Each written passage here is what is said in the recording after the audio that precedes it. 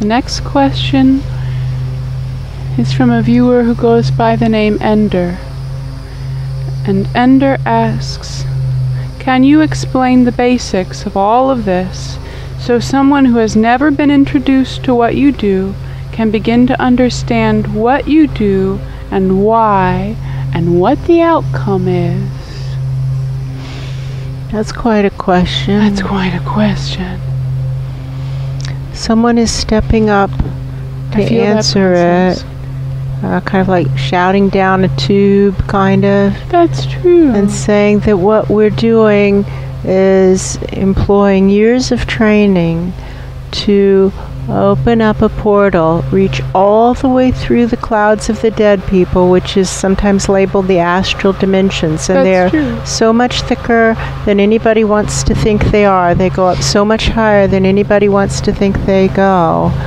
But you have to actually get through them, all the way through them. And when you get all the way through them and you can hold the space, and it takes a lot of energy and focus and training and effort, then higher powers, godly presences, angels can speak. And not only speak, but can send in energy, and they can themselves move in and out of the life. That's true. To some extent or another, depending on what's going on at the time. That's true. So we are doing this because it's part of our sacred vows to Spirit that we made in our pre-birth planning. We all have sacred vows of Spirit that we've made, and these 2 lives were part of a group of 1 million souls who made a similar promise to Spirit. And for the most part, nobody's doing that, which is unfortunate, but that's okay. And we're trying to do it. The godly presences are trying to get through to humanity, because humanity is acting like Earth is their planet to destroy. And Earth is God's planet, not humanity's planet, and it's happening on our watch and by our collective actions. That's true. And so they're trying to wake humanity up before it's too late. Does that answer the question? And as to what the outcome will be, these 2 host lives, we ourselves think it's not going to make any difference at all. Absolutely none. None. But it's what we said we would do, and That's so true. We're really giving it our best to die trying. We don't think it's going to make any difference. No difference at all. Does this answer the question?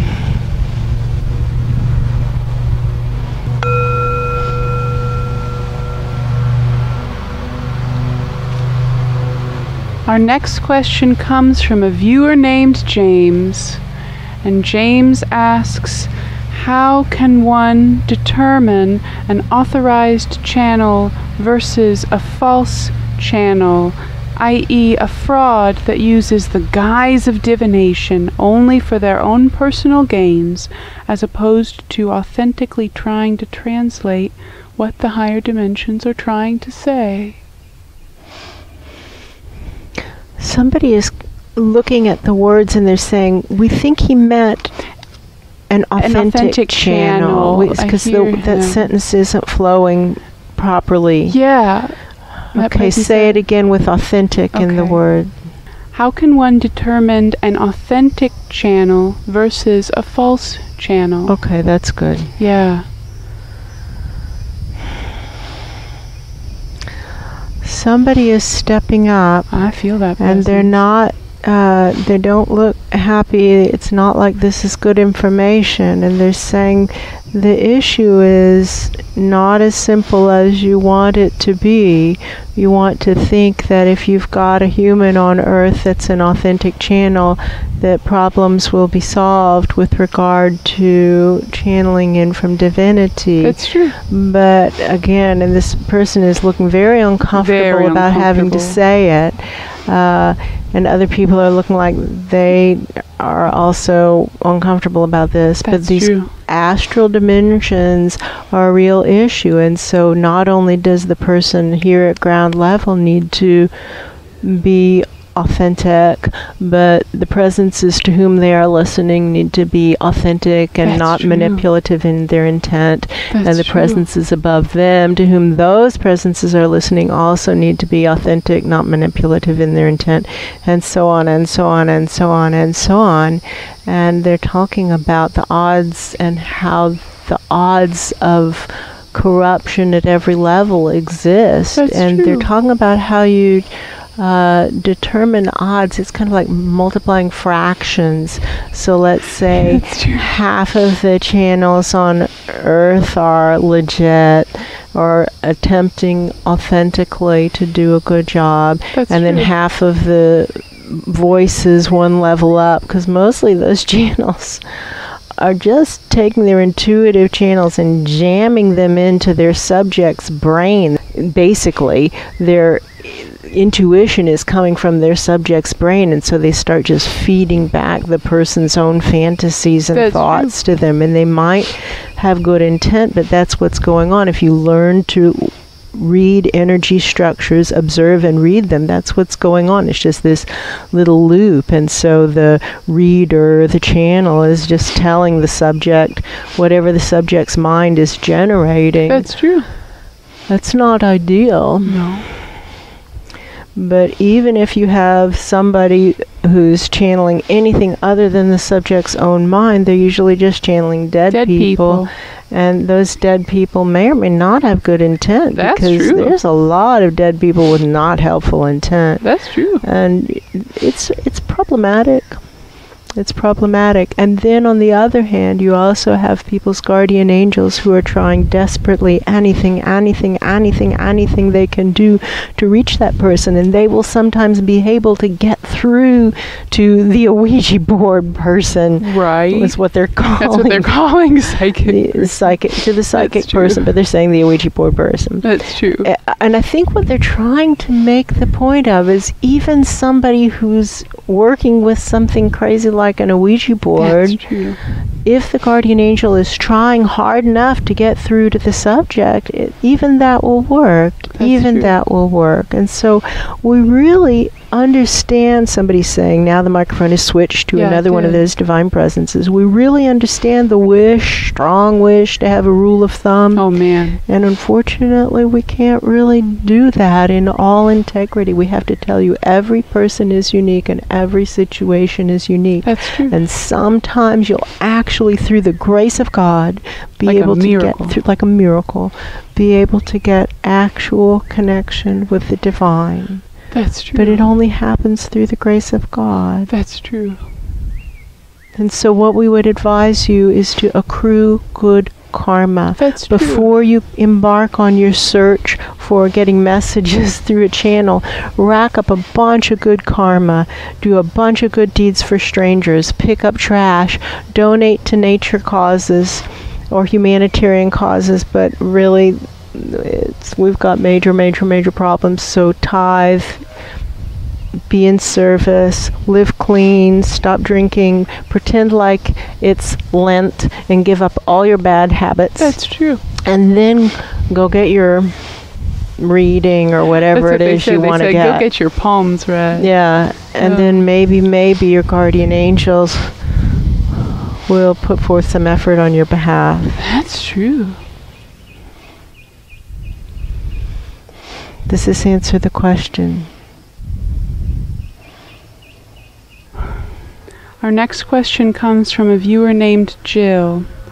And Jill says, first of all, I just really love you two, and I'm glad to have discovered this channel. Also, Lynn seems a lot more sad in the current videos as opposed to the ones from 2011 or 2012, and that makes me sad. I can only assume it's because it is sad if you're seeing that humanity just doesn't care. What can those of us who still care, what can we do? I mean, I know we can pick up trash and try to always be kind, but on a bigger scale, is it over?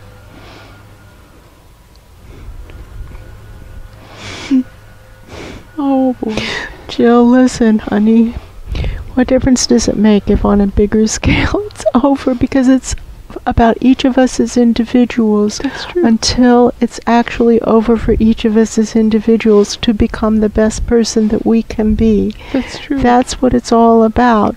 Don't think about the bigger scale at this point other than to keep it as the frame of reference and to understand that between now and when you die, however long that is, that what matters most for you is to keep fighting the good fight, to never give up, to never give in, because what if what you did or didn't do would have been enough to tip the balance? What if all of us suddenly decide to stop being selfish and actually think about the world for just a moment, and to put down our angry arguing and just get solar and stop having babies and stop pretending that we can keep living like we've been living, and to sign a living will and say, I don't want to be resuscitated.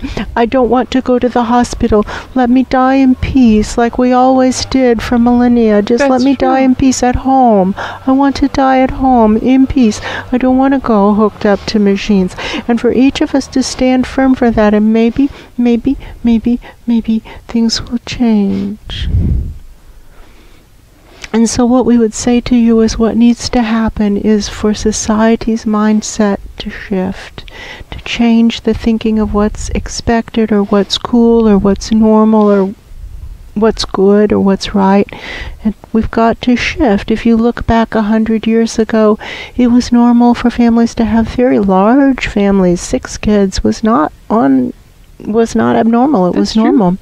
And this generation, families in the 50s and 60s, 4 kids were normal. That's true. In this time, 2 kids are normal. And so we can clearly see that all this is some kind of societal expectation. That's true. And if we shift to not having children as the societal expectation, then very quickly, the human burden can be lessened. Obviously, we have got to marry that with not extending human life. That's true. That's some weird twist that's happened in our thinking. That's true. And so what we would say to those who really care is to start talking about these extremely unpopular and inconvenient topics. That's true. And particularly talk to the spiritual leaders in your communities and see if you can get the spiritual leaders to do their jobs, because what spiritual leaders are supposed to do is say the inconvenient things that people need to hear. And they're supposed to hold people Here we go. accountable. Seizing common signal of energy shifting. Spiritual leaders are supposed to hold people accountable to spirit. During their lifetimes, they're supposed to be the voice of conscience. So, Jill, they're abdicating. Spiritual leadership has been abdicated, unfortunately. But you can become a voice of conscience where you are, in your workplace, in your circles of influence, and talk to the spiritual leaders and see if you can call them into their greatness, because they have the pulpit, they have the podium, they have the microphone, and see if you can get them to start to speak for what the situation actually calls for. God is watching all of us, and God is watching them. And they're held to a higher standard, not a lower standard. That's true. See if you can get through to anybody. That's what you can do. And it's not over till it's over. And what if the person you didn't talk to would have been the one who talked to someone else, who talked to someone else, who talked to someone else, and all of a sudden the world is coming together in a way never seen before, and the disaster doesn't have to occur. It could happen. Keep trying till the end. Don't give up.